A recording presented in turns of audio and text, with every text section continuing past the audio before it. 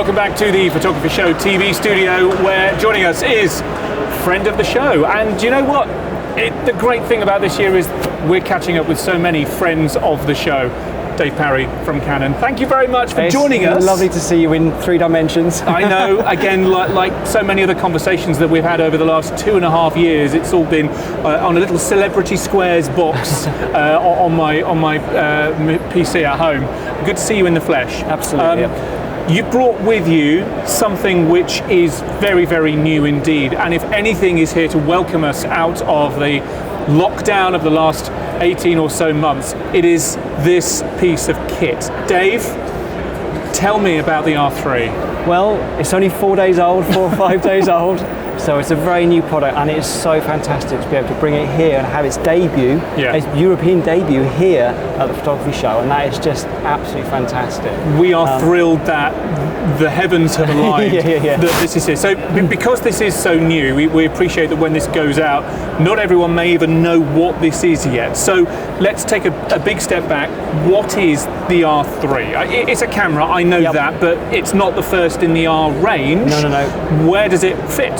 So this is an addition to our R series lineup, which is our full frame mirrorless products. Okay, and they sit alongside our mirrored products that we have in the lineup. This isn't replacing any cameras, so it doesn't replace the R5 that we've got. It doesn't replace the 1DX, which is our mirrored pro camera. This sits alongside these to give people that choice of which camera is right for them. So you mentioned the parallelism there, if you like, with your mirrorless and mirrored range here. It's complicated, and you mentioned the 1DX. Now, when I pick up this camera, I instantly go, this feels familiar. This feels very much like the 1DX. That's no coincidence, is it? No, this is absolutely deliberate, this is. So this has there's a kind of user that's going to use this. It's going to be, we're aiming it towards our sort of high-end wildlife, sports, action, news gathering people. And these guys have generally been using one series cameras since we started making them. And they've been giving us feedback over the years about what they like and what they don't like and this kind of thing. And all that has come together in this. So we're sort of blending the best of the mirrored cameras and the latest technology in mirrorless and putting it together into this product here. So as you mentioned, that's what a lot of people have realised when they pick it up. If they're used to using one series, they pick it up, they put it to their face and they go, hey, all the buttons are in the same place. So their muscle memory and where the buttons are, they don't need to learn a new product. And this is key for these people to make sure that they can get the best out of the camera straight away, out of the box, straight away. All right, so not to labour the point too much, but the difference then between 1DX and the R3, you know, what? So spec me up. So this isn't a 1 series product, okay? To become a 1 series product, you have to fit a very particular criteria. And one piece of that criteria is its durability. Okay, this is a strong, tough camera. It's got a big magnesium alloy body inside it. With the cover on the hot shoe, it has the same weatherproofing level, so drip proof and dust proof as the 1 series, but it doesn't have the durability. When we're talking about durability, we're talking about things like the buttons working in minus 40 degrees. We're talking about real high humidity situations. If you're going to the real extremes of shooting, and extremes of the environment, we'd still recommend using a 1 series because the 1 series is tested to the nth degree to work in those environments. And basically that's it. That is the main difference between making a camera from a 3 series to a 1 series. Things like, on this product, we wanted to have the variable angle screen on here. A lot of professionals are asking for a variable angle screen, and we want to do that. If we do that, we then can't make it to that strict criteria for a 1 series product, which is a really, I think it's really interesting, isn't it? I agree. So that helps to define where it fits in the various segments there, and who it's going to be, who it might not be right for, if you are working in those extreme environments where, you are working minus 40, whatever. What is it? What are the specs in there? What can you expect from this that might help to work out if this is going to be for you? Okay, so first of all, it's a 24.1 million pixel sensor, and that's not going to be for everybody because we have 45 million pixels and all this kind of thing, So why it's 24 million pixels is that this is at the moment with the technology we've got, that's a really good balance between detail, low light capability, ISO shooting, and file size. And for the type of people that we're aiming this at, these high-end, sports, action, news gathering people, all those things are important, and file size is very important as well. They need to get the images off and get them sent off. Very difficult to do if you're shooting 14-bit RAWs and you've got a 45 million pixel sensor. Sure. So 24 megapixel. Yeah. Frame rate? Frame rate 30 frames per second. Okay, there we go. And that's 14-bit RAWs. That's the other bit of that compromise. So you are getting that very fast shutter speed. Yeah, absolutely. And particularly for sports, wildlife photography, that's going to be great, isn't it? Yes, it is. Yeah, it is lovely. I mean, to have that ability, you can shoot at 15 frames a second as well, because sometimes 30 frames per second is a little bit too quick. Yeah. And you can burn through a card very, very quickly. So you can do 15 frames per second with electronic shutter, and then 12 frames per second with mechanical shutter as well. It is to have that ability. I mean, when we're launching this camera into this field, into this sort of the high-end sports and so on, these guys have a very particular criteria that they need. Yeah. Not only do they need the camera to work incredibly fast at frames per second, they also need it to start up really quickly as well. Yes, and it might seem like a little thing, but this camera will start up in 0.4 of a second. So it can be on your shoulder, turned off, something can happen. By the time you've turned it on, flicked it on and put it up to your face, you're ready to shoot. Yep. And these guys need this kind of capabilities, which is so strong for a camera of this type. Other capabilities, just looking around again, you've got an Ethernet port in there as well, which is going to be great for you if you're in studio, if you need to get stuff off of here very, very quickly at an event or on location, plug it in, get it off. Yeah, you've got 5 gig Wi-Fi as well, you've got Bluetooth on here. This is actually the most connected camera we've got without a separate Wi-Fi transmitter. So you can't get a separate Wi-Fi transmitter for this one. If you want that, you've got to have the 1 Series 5, but it's so capable for the inbuilt Wi-Fi. I say in Bluetooth and the Ethernet on there as well. Sorry, you've spotted something. The viewfinder, the electronic viewfinder on here, it's beautiful, isn't it? Yeah. It's really, really nice. So 120 frames per second refresh rate, and that doesn't drop if you shoot at very high speeds or anything like that. It stays at that speed. And it's nice and large as well. It's been a little while since I've had a 1DX to my face, but this here just feels larger, and it's a covetable finish as well, and I know that with your R range, there's a slightly different finish to your mirrored cameras, but that fits it beautifully. It's the same pleasing heft that you would expect as well. Just a really nice bit of kit, isn't it? It's lovely, isn't it? Just going back to the viewfinder, when you look through it, did you notice something? Did you see something around the viewfinder? There's this little yellow rectangle going around or something? Absolutely right. What is that? So that is the eye control focus. So this is where you can move the autofocus point using your eye. So where I'm looking is where the autofocus point will start. Oh my so this word. okay, we've had this before. We've had this, it's very disconcerting this close. we've had this before where, so on the EOS 3, the EOS 5, the EOS 50, and there's another camera, and I can't remember the name of it for the life of me. But we had a number of cameras which had this kind of eye control focusing before, and it's now back.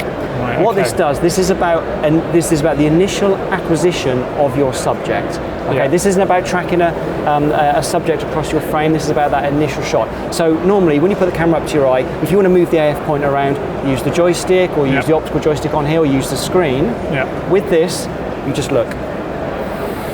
And then what happens? So a good example: you've got 3 birds in the sky flying towards you. You want to photograph the bird on the left. Hold the camera up. You look at the bird at the left. The AF point will go to there.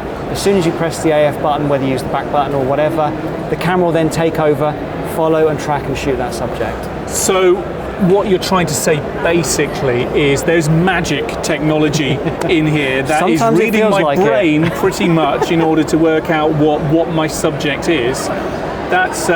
That's incredible. So obviously, we as Canon, we're a big company. We have a big medical division as well, and they've been creating machines that map the eye, that scan eyes and this kind of thing. And the same technology has been put into here. There's low-powered infrared LEDs, which look at the eye, look at the position of the eye. You calibrate it, because everyone's eye is different. You wear glasses, don't wear glasses. You calibrate it. Then once you've calibrated it, you can use your eye to move the focus point around.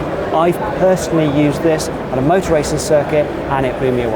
Really? It was so accurate and so fast. It feels like magic, and joking aside, it's some serious whiz-bang technology that's making that happen. And in the package there, it becomes a really compelling piece of kit that, if you are shooting professionally and fast-paced, in fast-paced news in particular, as well as sports, and all of those other areas, then this is going to be seriously worth your consideration, I think. Yeah. I know this is only a few days old, a few days in your hands here in Europe. Obviously, availability is one of those things that everyone's contending with right now. But what kind of feedback have you had? I know you've been out and had a play with it. What kind of feedback have you had with other people who you have let loose with this so far? They've been really, really impressed. I think what's happened with our R system is we've got a really lovely range of lenses now out there. Yeah. And we've got lenses that we never saw in EF. Like the 15-35 2.8 with image stabilizer. The 100 to 500 millimeter, the 100 mil macro that does 1.4 magnification. I could go on. Yeah. All the lenses have something special about it, something new. And now we've got bodies here as well, which is building this range, and people are so excited. We have to remember that we launched the R5 and the R6 during lockdown. So most people haven't had a chance to see that either. Yes. So here at the photography show, they get to see the R5, the R6 and the R3 and all the lenses. And there's not many places that you can do that. You see, I remember when you launched the R range basically, and you were talking about this journey, and you had your lens roadmap, and kind of a tacit roadmap for the product. September 2018, yeah.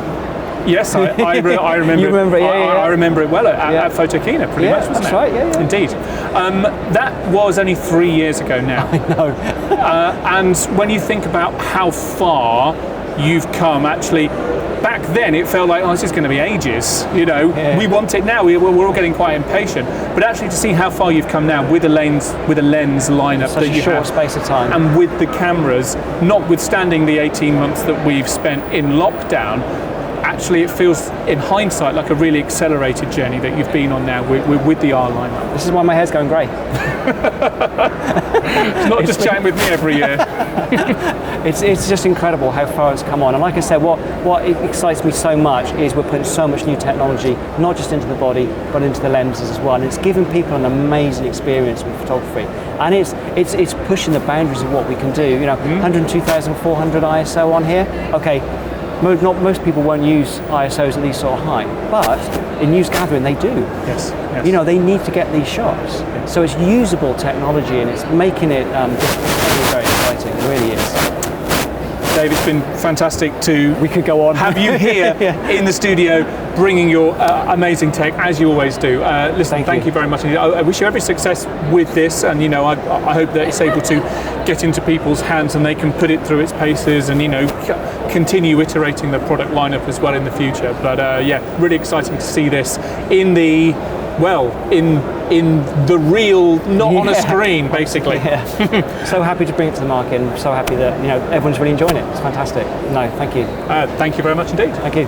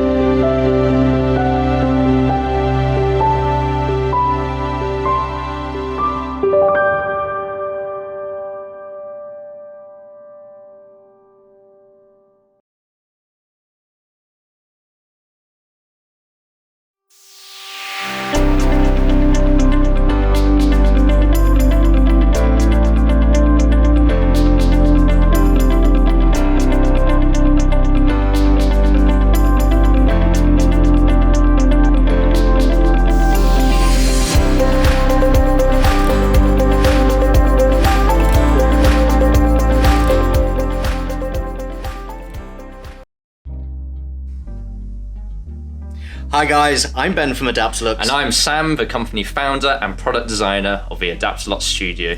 We're really excited to be back at the photography show, showing off our products and sharing our love for macro photography.